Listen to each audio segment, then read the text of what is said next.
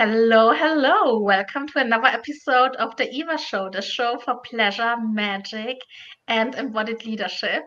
Today, I have another fabulous guest. I'm so thrilled to introduce you to my friend Marie Miller, who is, oh my God, such an incredible human being. And I think also she brings, like, as always, as you know, like I like to invite guests who kind of bring different kind of topics where we believe, how do they fit together? So she's a theta healer. She does embodied practices, and we were going also to talk about kink today. But before I keep talking too much, Marie, welcome, welcome. I'm so thrilled that you're here, and just introduce yourself. Who are you, and what kind of brought you to all of that? Oh, that's a fun story. Well, thank you so much for having me today, Eva. I'm super excited and blessed to be here. I because we were talking earlier about how your shows all of the things together, and for me, being public and out about kink is when I finally was all of me all at once publicly, if that makes sense. So it was really empowering for me to actually go on Facebook and advertise my first kinky retreat and to have the conversation with my mom. Hey, mom, by the way, right? And that was really, really fun. And it was really cute because I told her about the retreat, which I'll tell you guys about in a minute. And she's all like, people should talk about sex a little bit more, but I think I'm not going to go to this one. I'm like, that's fine, mom. So You're what like, happened? Yeah. I mean, obviously, kink is. I mean, I think it comes with a certain set of beliefs and perception and stereotypes. And I also had it also for myself that I remembered when I kind of started with that. Like, obviously, I had all the background in Tantra and all these embodiment practices. But when it came to BDSM, I was like, I was still also a little bit hesitant. But at the same time, I was like, yeah, okay, I love Tantra. I love the depth of Tantra. Mhm. I enjoy that. At the same time, I also like things a little bit spiced up. And I was also there under the impression like I don't really like pain, and I'm still don't like pain. But then Mhm. I was like, well, who said first of all that I'm on the receiving end of that pain? Mhm. And obviously, kink is more than just the pain. So, from your perspective, what Mhm. would you say, like what it is? I mean, for me, I came into it as a sensation play. And it was just something you did on a Friday night at the goth club. Because I actually, and I guess on some level, I've always been kind of kinky mentally. Like I would have fantasies as a kid of Shredder from the Teenage Mutant Ninja Turtles, like kidnapping me. So I've always had like this weird way, like this different way that I associated with pleasure and the concepts of what seems fun to me. And like I said, I was a goth and I would hang out at this one club. And there was a show on Friday and Saturday nights where they just have people flogging on a stage and doing electricity. And I loved receiving electricity. But one night, my friend Tanya was up there, performing, and somebody was tied to a chair, kind of bucked, and came down on her foot. So she was injured. And she's like, Lenore, get up here, because that's my goth name. And so she put the floggers in my hand and I just got initiated into it. And like I said, that was just what you did on a Friday night for all of college for me. It was just so super normal. But it was also from the place of what's called a service top. Mm-hmm. Because there's topping and doming, right? And so here's the thing, I don't think I'd even had sex by that point. So I was actually like into kink before I was actually fully initiated into sexuality, if that makes sense. Nice. So I'm going to ask you what probably everybody out there will think.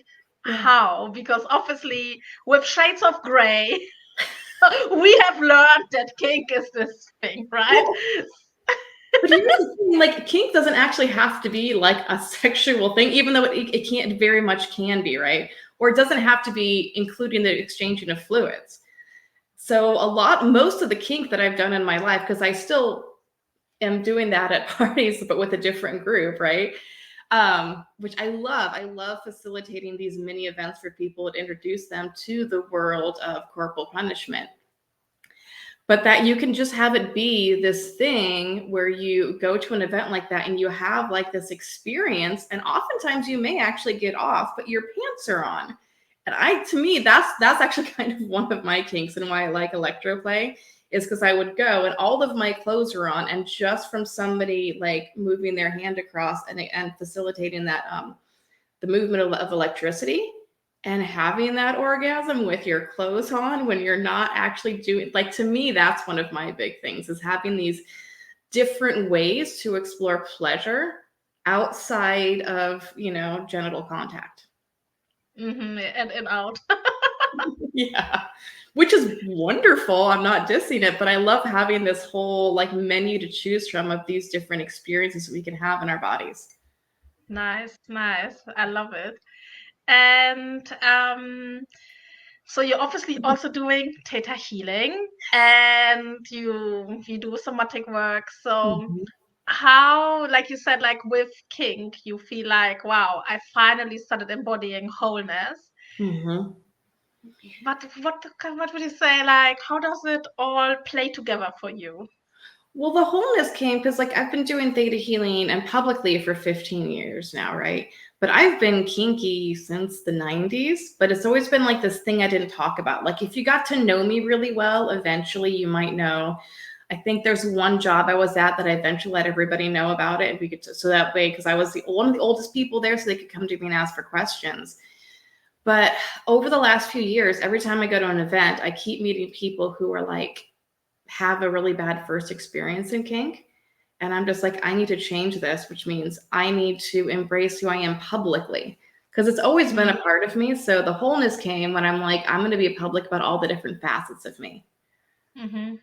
And I love that when the somatic healing came in too, because part of it is, you've done theta healing, it can sometimes be very, very in your head, right? It can be, right? We can get a little in our head because we're trying to figure out why everything. So the somatic healing I've been doing is I do Kundalini activation light integration with my friend Min. So that's her modality. And that really opened things up to, like, it is so great to not have to speak and to be able to heal. Mm-hmm. And so I am training myself to be an ecstatic dance DJ. I've already led quite a few of them and I'm working on it, but bringing that into the theta healing and the kinks, that way you can use, theta healing to set everything up before, and then we go into the movement exercise, and then that clears away the different traumas and the other things that stop people from being kinky. And Yeah, that's I how it love all it. came together. Maybe for somebody who's absolutely new to all of this, Yep. maybe in 1-2 sentences, what is theta healing? What is somatic work? Like, just, Yep. for somebody who's like new to all of this, that it's like, okay, cool, I can still follow the conversation. Yep. So a theta healing is a modality based on the belief that your body is literally just made up of what you believe and what your ancestors believe. So we spend a lot of time talking and figuring out what was going on 7 generations ago that's making it hard for you to pick up the phone and call the dentist or whatever it is, whatever's going on in your life, right? And the somatic healing is pretty much coming in and trusting the wisdom of your body. And I do it through movement. So you're doing different movements where you bring awareness to a part and just sort of let the music and the tones that are around you release from your body without you having to know. Mm-hmm. So Nice. I love it. I mean, for me, it's the same. I love theta healing, and it came to me at a point in my life where, obviously, it changed my life, and it's kind of the first healing modality that I started, or one of the first, not really the very first, but one of the first. And I loved it. But at some point, I also came to the point where I was like, I don't really care where it is coming from. I don't really care what happened whatever lifetime ago. I don't really care what happened to my ancestors. Like, not coming out of a place of ignorance, but we can potentially be constantly in therapy mode and constantly analyzing it. And I was like, well, I mean, my past life is clearly over a couple of incarnations ago, and I want to enjoy the here and now. So but things are also stuck in the body. So it's also, and I think that was also for me the point, while with Theta Healing I always felt like so out there, and coming Mhm. back felt like, whoa, this reality is a little bit weird. And for me also, like the somatic practices, embodiment practices, and obviously all the sexual practices were like, oh, nice. Like I can be here, I can be connected. And for me, this is also really what the path of Tantra or the path of erotic embodiment is about, like really this connection with body, mind, and spirit. And not anymore this one kind of energy is more important. Right. We need to cycle through, and like even as a theta healer, I believe I should be part of your healing team and not the only person you're working with, because we need to come at things from different angles. Because there's some things that are easy to release one way, and some things that I feel that, well, I mean, for me, like I'm like, nope, my brain kind of needs to know the why. But yeah, just balancing between all the different ways of healing just to get a complete picture of it. Yeah, I think it's just like a toolbox, really. Yeah. I think it's like, you have a hammer, you have different things, and you just use the tool, whichever you Yeah. kind of read right now.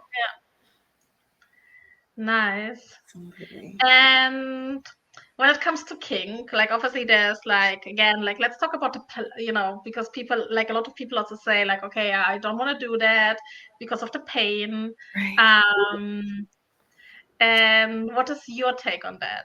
Here's the thing, like it doesn't have to be painful. And honestly, because I'm corporal, right? That's my main thing. That's what I do at the big events, which is, if you're not familiar with corporal, so that is like busting out my riding crop. I got a fire hose that like makes people's butts bounce really nicely. That's nice and thuddy.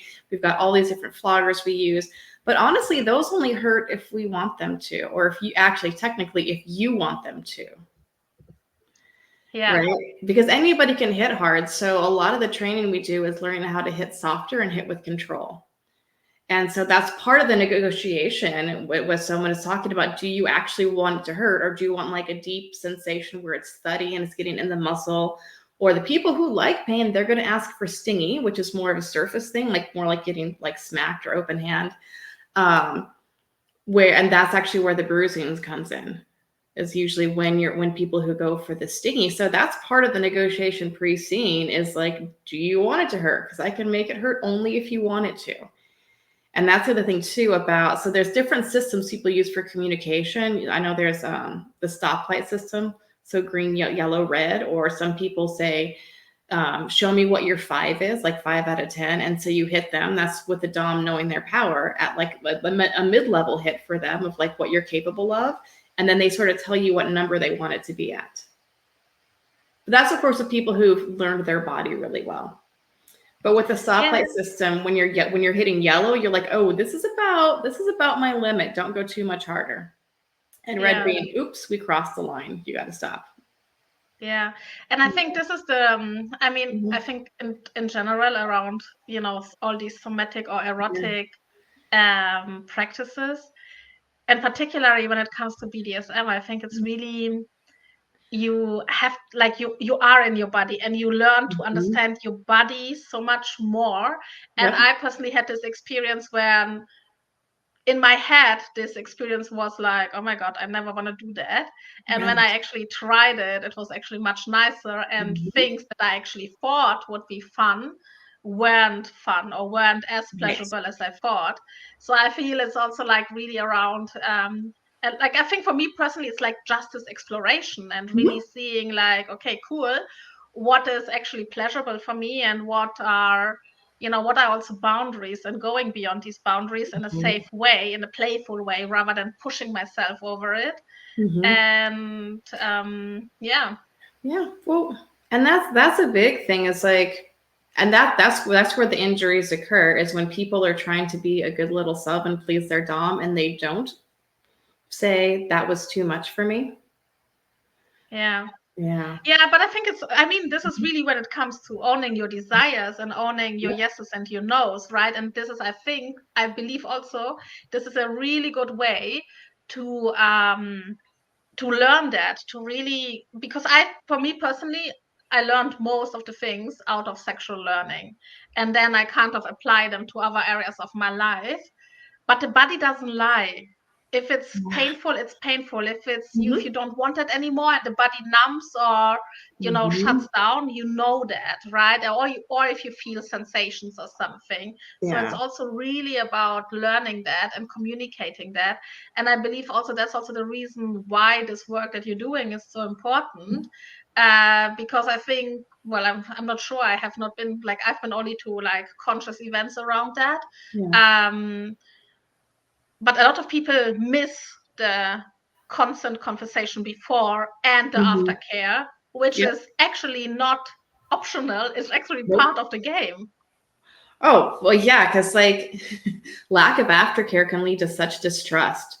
Because I have been with someone who I had to talk to them about upping their aftercare game because I felt because when you get into headspace, right, that's part of the point is get into the subspace where your brain finally lets go. And I had someone literally sort of emotionally not care for me correctly afterwards.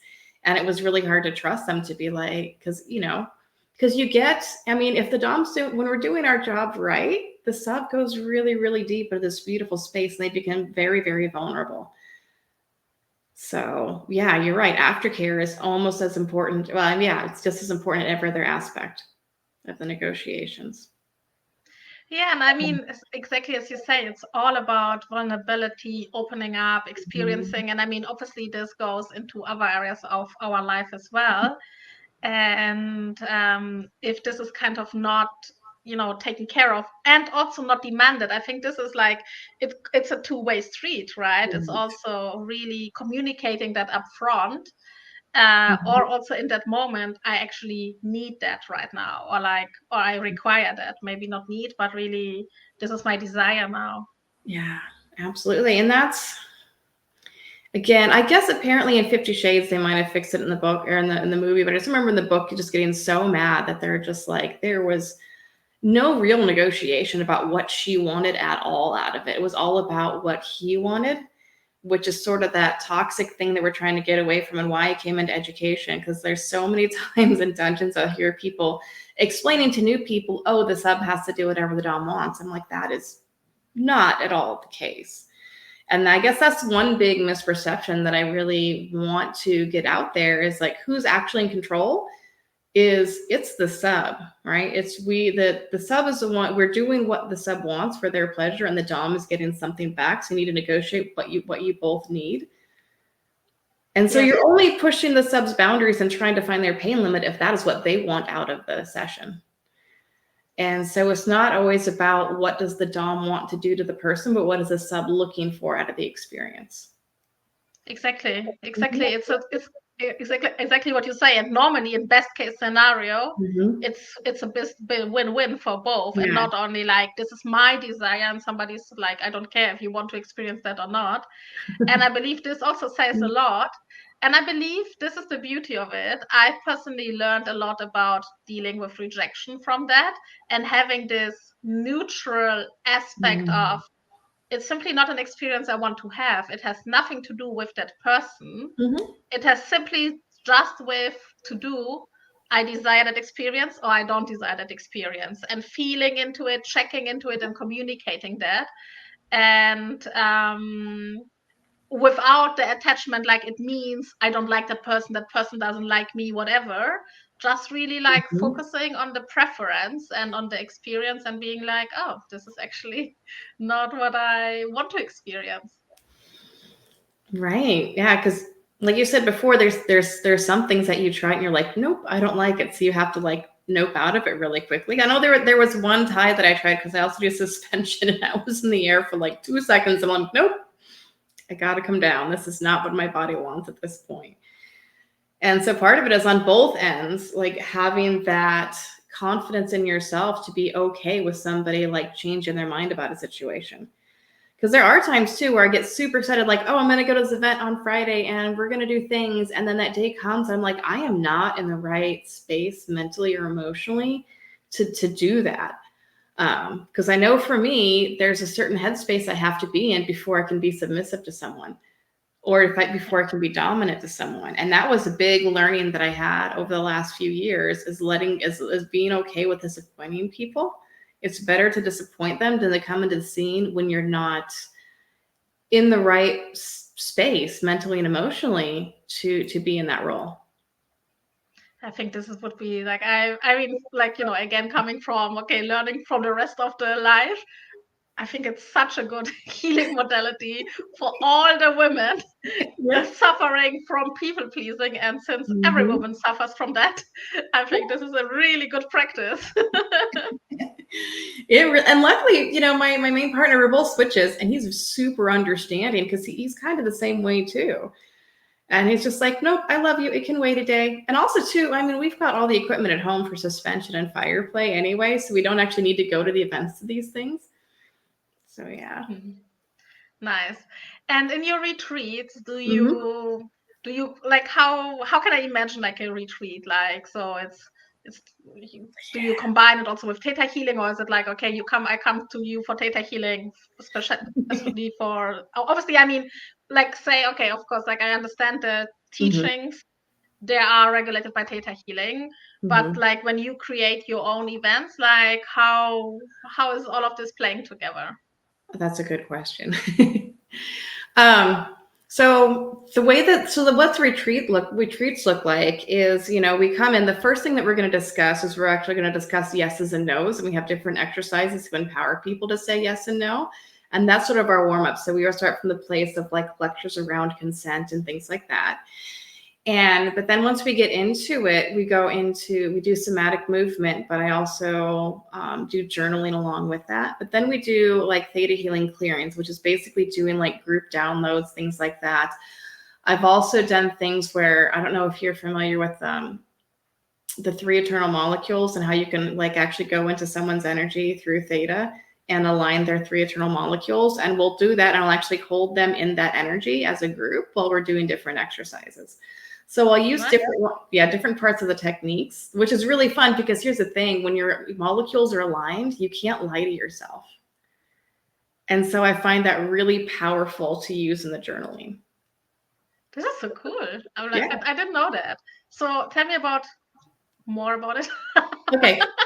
We don't teach it until DNA 3 because you need to clear enough beliefs for the body to be able to hold the vibration, right? So if I was to come into you and align your molecules, it would stay until you have like a heavy thought. I mean, we have a lot of heavy thoughts. So it's the sort of thing where it takes a lot of focus to hold it. And if you like, if that makes sense, if you stub your toe, you're like, oh, no, and now I got to go realign them.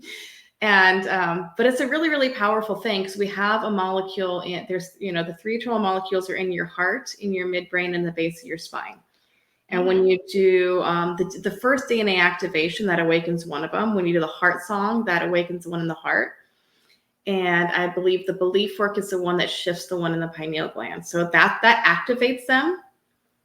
And it's just a matter of doing these breathing exercises to get them all spinning and aligned with each other. And it turns into where it looks like a Merkaba eventually of the energy spinning around your body. Nice. So that's a really fun activity. And when I first discovered that I could hold like 10 people in that state simultaneously, it was really fun. Cool. Oh God, sounds so much fun. Yes. Yeah. And then it continues, I would assume, like when it's like when this is clear, when the yeses and nos are clear, I would assume it goes more into somatic place. Right. So yeah, we spend the mornings doing the healing, right? Doing the ecstatic dances, the movement, the different healings, the journaling to clear space in your body to figure out what you actually want. And just to bring the healing to heal the trauma, to make sure that you're not reacting from a place of trauma. And then the afternoons, we get super technical, like how do you do the kinky things safely? So we go into, so some of it's how to, some of it's just discussions around different things, especially talking about CNN and ENM, or, you know, conscious non-monogamy and where you fall on that scale, because that overlaps with kink a lot. I didn't actually realize that until I got deeper into education like 5 or 10 years ago. I'm like, oh, because I always thought of myself as being super monogamous, because I only like to, you know, have sex with one person at a time, but I'm flogging 10 other people. But since there is that sexual energy, it still falls under the non-monogamy umbrella. if that makes sense. Tell me more about this. Well, because there's also, because it can be a really intense thing, right? To have somebody up on my cross and to have their head go down and they get deep into subspace. And they are, like I said, even when people were zapping me with my clothes on, that was still an exchange of sexual energy. It's just happening differently. Mm-hmm. And so a lot of people do consider what the things that I do to be part of the non-monogamy umbrella. Nice. Yep, because that's the thing. Because like I love exchanging. I love the energetics of the sexuality too, and how that can really play out in a kink scene. Oh, here's another fun thing around kink and theta. So when we were doing this big event, it's called Traum. It happens in Columbus every year. It's been going on for 20 some years. And it's they suspend people by hooks and do like a lot of really hardcore stuff. And then there's a group I work with where we're just set up in the corner and you sign up, you sign your waiver, we do the consent talk, and you get to experience corporal for like 20 minutes, right? And my boo's up over in another corner doing fire. So I actually go into a deep meditation beforehand, and I basically tune it and just have the universe line up the right people for me throughout the night. So does that make sense? Because there's like 4 of us, right? And there's 3 stations, so people are kind of cycling through. And this is a trick I learned when I was waitressing too, that you can like have the universe stack things in your favor, so that everyone who comes to me, I'm the right dom for them. Mm-hmm. And it was great. And also just tuning into their energy really deeply. And just like we do in the beginning of the session, just like open up that energetic connection. So you're super tuned into them and using your sense of empathy to understand exactly how they need to be hit. Nice. This is on top of course, having the verbal conversation about what they want. But it's really, really fun to also be in that theta zone, in that meditative state when you're facilitating. Yes. Nice. I got. I'm like, I have so many more questions. It's so. So do you normally do these events, or like how can people otherwise work with you, and like how does it normally work? Well, if you want to work with me, I do a lot of things online. So I teach all the theta healing classes online. I do sessions online. I am open. I can do combinations of like doing the belief work, the somatic work with people, and doing kink education. It's just you tell me what you want out of the hour. We are working on building up our website to have just a lot of free resources for kink education, like sheets to help you organize, like what do you even ask when you're doing your negotiations, things like that. And we're also organizing the official kink dictionary, which was like, we had it as a TikTok channel, but it's too spicy for TikTok. It got shut down like 3 times. We got like 50K followers at one point. But we're going to have that as more of a searchable like thing. So, oh my gosh, that can be a whole episode, just the power of understanding the words for what you are or how you identify. But yeah. Give me one example. Like eel, like I am an eel. That is a term for someone who's an escape artist when it comes to rope. So this is not when I'm suspended, but like when I come down, like basically my boo will take his time to very carefully, he's like 30 minutes to put the ropes on me in such a way that I can't possibly escape. And then he says go. And I will just like do my little thing and just 30, anywhere from 30 seconds to 3 minutes. I think the longest I've ever gone is like, maybe 5 minutes. But that's to get all rope off of my body. And then, of course, I laugh maniacally. And it's so, but to have the word eel as a thing that I am, which is someone who escapes from rope, means we can go and search and get education around it. Because my partner that's rough on his ego, especially with the maniacal laugh, which is, part of it. To have him work so hard just to have me escape in like 10 seconds. Yeah. Oh, God. Right? So when you have the words for things, you can seek more education where people who are in that space. And also, if there's a word for it, it kind of makes it okay. Yes. And it makes you feel more accepted. Yeah, I think because you have the word and you have something to communicate and say like, oh, it's not like there's something wrong with me or there's something wrong that you did. It's just, who I am, or like how it works for me. Another good term for people to know is pillow princess. What's a pillow princess? Which is someone who just wants to receive and is not always, doesn't always want to reciprocate and just wants to be like, worshipped like a goddess. Nice. Yeah. Pillow princess. Yep. Sounds like a cat. Great. Huh? Sounds like a cat. Yeah.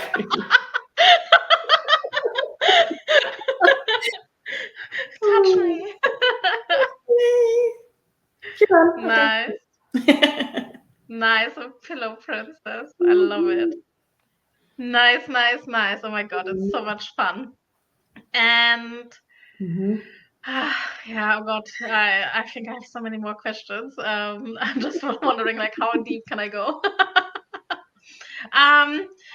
Is there something that people say, like, okay, this is something like, do you see like a pattern that a lot of people want to experience most, or they kind of come, particularly to you, or is it more like the curiosity? I think honestly, by the time people get to me, I think they kind of know. Like because there's one thing that I found to be true. If you think about something and you get a little bit of a spark, like if you're like, ooh, that tantalizes me. So I think a lot of people come because they're already tantalized and they're pretty sure they're gonna like it. But also I've worked really hard to make myself a safe space for people who are new to kink, because I really want to be in the space of outreach. Nice. So yeah. Nice. So get your website ready. I'm sure a lot of people will be interested. And also, I feel particularly this, like, I mean, I said it in the beginning, but I feel there's so much misunderstanding around that. And it's also so important to, get like a proper education, because in the end, it can be dangerous, of course, but everything, right? So it's good to know, like, okay, which is okay, which is not okay. And obviously this informed decision creates a lot of safety also. Yeah. Because to me, the most dangerous thing about it is when it's underground and there's not education, we're not talking about it. Because all the bad stories I hear are from people who, and it's almost the same thing. I met this guy on Craigslist and I went to his house, and then and they just don't know that they're allowed to say no and that they're allowed to nope out. So I only volunteer or support groups that are education based. Yes. Yes, and I mean, of course, I mean, but I feel also that comes also to personal discernment, right? I mean, whatever. Vetting's a big thing too. Which I'm glad that there are groups for dating where people are starting to vet. And vetting's just basically being like, hey, I think I might want to play with you, but can I talk to 3 of your subs? Ah, nice. And there's actually, I've seen some dating groups like, hey, did anybody date this guy? Is he a jerk? And I'm like, I love that that's kind of catching on in the vanilla world too. This idea of just literally asking around, like, is this person good or bad? Like Amazon reviews. Yes. Yeah. And the toxic guys fight pretty hard against these, because I know some people who are getting sued because of one of these groups. But like, it's also like about our safety, right? There's someone who really wanted to come speak at my retreat, and my spidey sense was off. I'm like, I haven't seen this person around. Like, they haven't been at events. Like, the energies, the vibe's kind of weird. And so I only asked one sub, and I'm like, okay, yep, nope, this person is officially dangerous. So we've been working to get them banned from more spaces.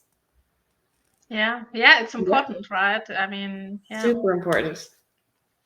Yes. But because there's people who get into it for the wrong reasons, because they think they get to do whatever they want to people. Yeah, exactly. Yeah. And this is not what it's about. No.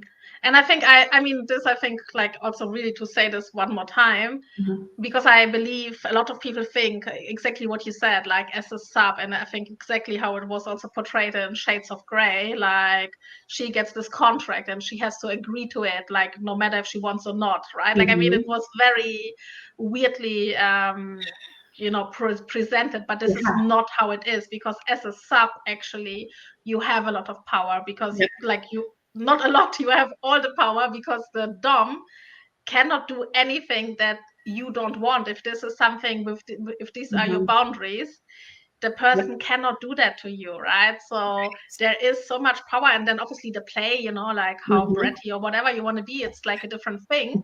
But the terms of control and the power, you're not like this, like, of course you're obedient because you kind of want that play, but you're not obedient in that sense. You don't have any control what is happening over you. Right.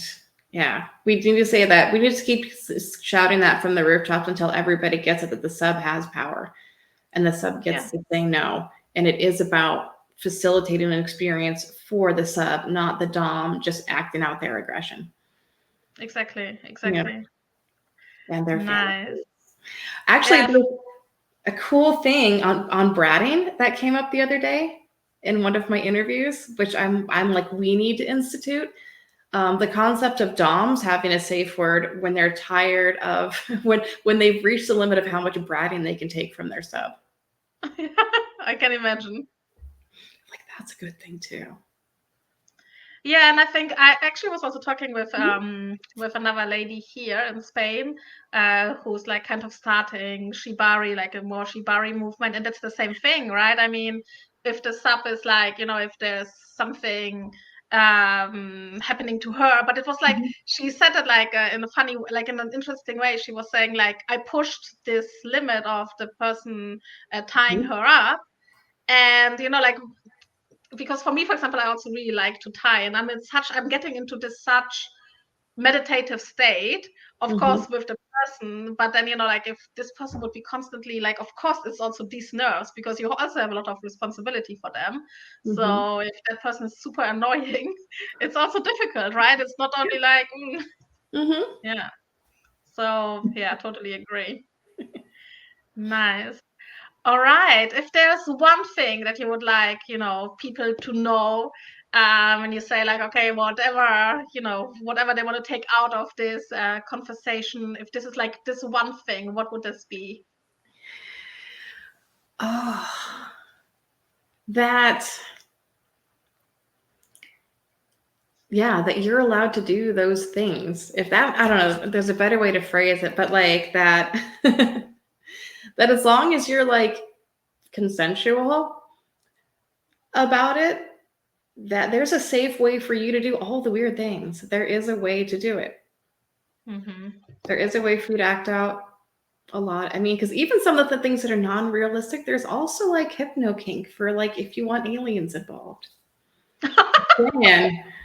Like when you, as long as you're being really kind to the people you're working with and making sure you're coming into it from a good space in your heart, there's a lot of really interesting situations you can put yourself in if you want to.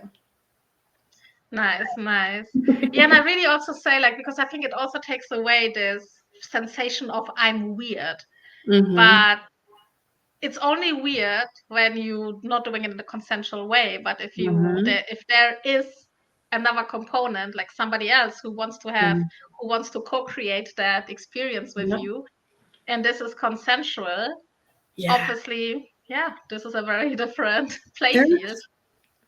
There's someone for everyone out there, and whose kinks align with yours, and they can make it happen. It's just, Yes. Oh my God, it's been so much fun. I will link all the information on the show notes where people can find you. And when the next retreat is happening, or if people want to reach out and work online with you. So thank you so much for taking your time and for being on the show. And I really, really enjoyed it. And certainly it has opened up also more fun spaces for me. I'm like, I think this is the thing with sexuality. Like you think like you are an expert, and you go like, oh no, I haven't tried that yet. How much more can I play with that body? Nice. Thank you so much. It's been such a pleasure. And thank you for your time and for your wisdom. And let's make the world a kinkier place in a safe way. Let's do it. Thanks, my love. Thank you.